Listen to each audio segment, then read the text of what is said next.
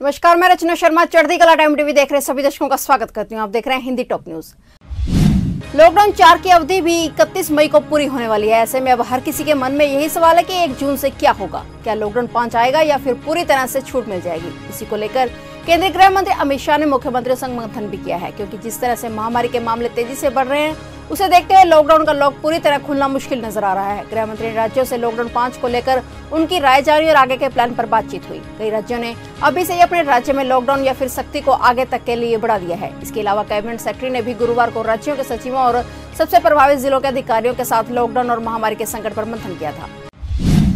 भारत की चीन के साथ सीमा विवाद पर मध्यस्थता की पेशकश करने वाले अमेरिकी राष्ट्रपति डोनाल्ड ट्रंप ने कहा है कि उन्होंने प्रधानमंत्री मोदी से इस संबंध में बात की है, लेकिन चीन के साथ बने विवाद की वजह से वह अच्छे मूड में नहीं है। साथ ही उन्होंने एक बार फिर मध्यस्थता करने की बहुत दोहराई है। भारत और चीन में बने तनावपूर्ण माहौल में दोनों देशों के बीच मध्यस्थता करने के सवाल पर राष्ट्रपति ट्रंप ने कहा है कि अगर वे ऐसा सोचते हैं कि उनके मध्यस्थ होने से कोई मदद मिलती है तो वैसा जरूर करेंगे। हालांकि भारत ने पहले ही ट्रंप की मध्यस्थता का सुझाव ठुकरा दिया है।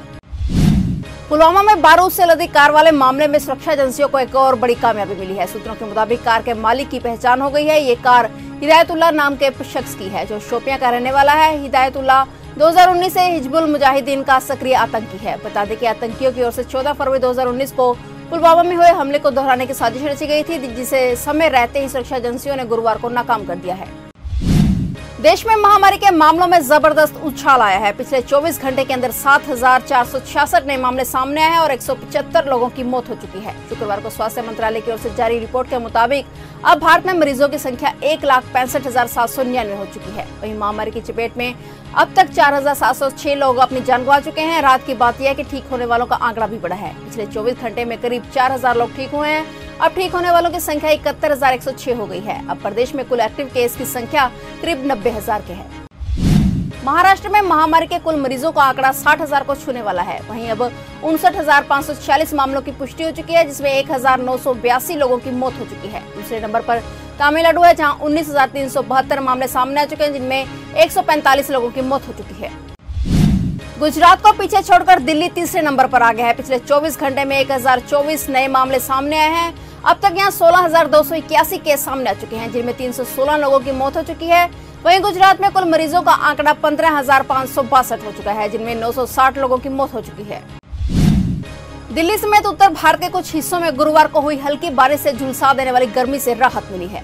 मौसम विभाग ने अगले 24 घंटों में पंजाब, हरियाणा, राजस्थान, मध्य प्रदेश, उत्तर प्रदेश, बिहार, झारखंड, दिल्ली और पश्चिम बंगाल समेत उत्तर भारत के कई राज्यों में गरज के साथ आंधी तूफान आने के और हल्के बारिश होने का अनुमान लगाया है। भारत मौसम विज्ञान विभाग ने पूर्वानुमान लगाया है कि उत्तर पश्चिम और मध्य भारत के मैदानी इलाकों में गर्मी शुक्रवार को और कम होगी। वहीं अगले 2 दिन तक पश्चिम बंगाल में बारिश और तेज हवाएं चलने का अनुमान जताया गया है। अमेरिका में वायरस से होने वाली मौतों का आंकड़ा लगातार बढ़ रहा है। बीते 24 घंटे में यहां महामारी की वजह से हुई मौत के आंकड़े में फिर से उछाल दर्ज किया गया है। अमेरिका में पिछले 24 घंटे में 1,297 लोगों ने अपनी जान गंवाई है। अमेरिका में इसी के साथ वायरस की वजह से हुई कुल मौतों की संख्या 1,01,573 पर पहुंच गई है, जो दुनिया में सबसे अधिक है। वहीं यहाँ कुल संक्रमितों की संख्या भी 17 लाख को पार कर चुकी है। दुनिया के 188 से ज्यादा देशों पर कहर बरपाने वाला वायरस दुनिया के 58 लाख लोगों को अपनी चपेट में ले चुका है। वहीं दुनिया भर में इस वायरस से हुई मौतों की बात करें तो 3,59,000 लोग इस महामारी के कारण काल के मुंह में समा चुके हैं। टिड्डियों के हमले का खतरा दिल्ली एनसीआर तक आ पहुंचा है। खतरे से निपटने के लिए दिल्ली सरकार तैयारी कर चुकी है। नोएडा में भी किसानों को अलर्ट किया गया है। पाकिस्तान से राजस्थान में घुसपैठ करने वाली टिड्डियां कई राज्यों में फसलों को बर्बाद कर रही हैं। बीते 26 साल में टिड्डियों का यह देश में ये सबसे घातक हमला है। राजस्थान, पंजाब, मध्य प्रदेश, गुजरात, महाराष्ट्र के किसानों पर इन छोटे दुश्मनों का बड़ा कहर बरपा है। राजस्थान और मध्य प्रदेश में लाखों एकड़ फसलों को नुकसान पहुंचाने वाली टिड्डियां अब उत्तर प्रदेश में दाखिल हो चुकी हैं। नोएडा प्रशासन ने टिड्डियों के हमले से बचने के लिए किसानों को अलर्ट किया है। फसलों को बचाने के लिए एक कमेटी बनाई गई है। दिल्ली सरकार ने भी टिड्डियों से निपटने के लिए कीटनाशक के छिड़काव की बात कही है। दुनिया के जाने माने रणनीतिक और अंतर्राष्ट्रीय सुरक्षा विशेषज्ञ एशले जे टेलिस को आशंका है कि भारत और चीन के बीच लद्दाख फेस ऑफ 2 एशियाई दिग्गजों के बीच सशस्त्र संघर्ष में तब्दील हो सकता है। उन्होंने कहा कि यह कार्रवाइयों का ऐसा सेट है जिसे थिएटर स्तर पर मंजूर किया गया और अगर इन्हें थिएटर स्तर पर मंजूरी मिली तो इसे अनिवार्य तौर पर बीजिंग में चलन स्टाफ के स्तर पर भी हरी झंडी दिखाई गई। भारत के साथ ऐतिहासिक परमाणु समझौते में तत्कालीन बुश प्रशासन को मदद देने वाले टेलिस का मानना है कि चीन के साथ राजनयिक बातचीत में संलग्न रहते हुए भी नई दिल्ली को बीजिंग के साथ संभावित संघर्ष के लिए सैन्य रूप से तैयार रहना चाहिए। पिछले कुछ समय से चीन के साथ चल रहे व्यापार युद्ध और फिर वायरस के मामलों में कथित रूप से जानकारी छिपाने को लेकर अमेरिकी राष्ट्रपति डोनाल्ड ट्रंप काफी नाराज है। नई खबर है कि अमेरिका वहां पढ़ रहे हजारों चीनी छात्रों को निष्कासित कर सकता है।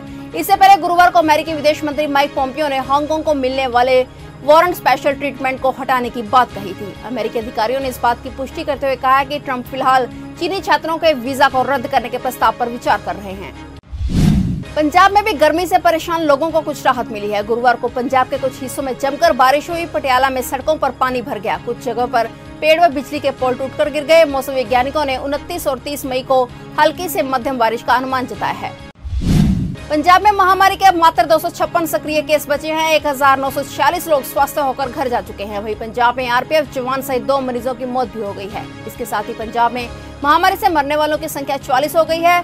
पंजाब में 24 और पॉजिटिव केस सामने आने से कुल मरीज 2246 हो चुके हैं। लुधियाना के ताजपुर रोड स्थित गीता कॉलोनी में शॉल बनाने की फैक्ट्री में देर रात आग लगी। पड़ोसियों ने धुआं देखकर फैक्ट्री मालिक को फोन कर आग लगने के बारे में सूचना दी। हालांकि इससे पहले ही लोगों ने फैक्ट्री का ताला तोड़कर आग बुझाने की कोशिशें शुरू कर दी थी और फायर ब्रिगेड को बुला लिया गया। फायर ब्रिगेड ने फैक्ट्री में लगी आग को बुझाने के लिए प्रयास करने शुरू कर दिए। आग लगने से फैक्ट्री मालिक को काफी नुकसान पहुंचा है।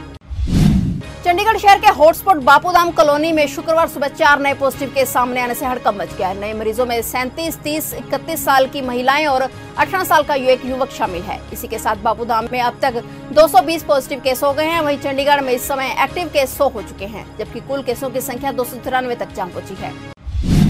दिल्ली में वायरस कहर बनकर टूटा है। इस वायरस ने दिल्ली के उपराज्यपाल अनिल बैजल के कार्यालय तक को भी अपनी गिरफ्त में ले लिया है। उनके कार्यालय के 3 और कर्मचारियों को संक्रमित पाया गया। वहीं एक दिन पहले भी एक जूनियर सहायक को वायरस से संक्रमित पाया गया था। सूत्रों ने बताया कि अगले कुछ दिनों में सारे कर्मचारियों की जांच की जा सकती है। अब तक उपराज्यपाल सचिवालय में वायरस संक्रमण के 4 मामले सामने आ चुके हैं।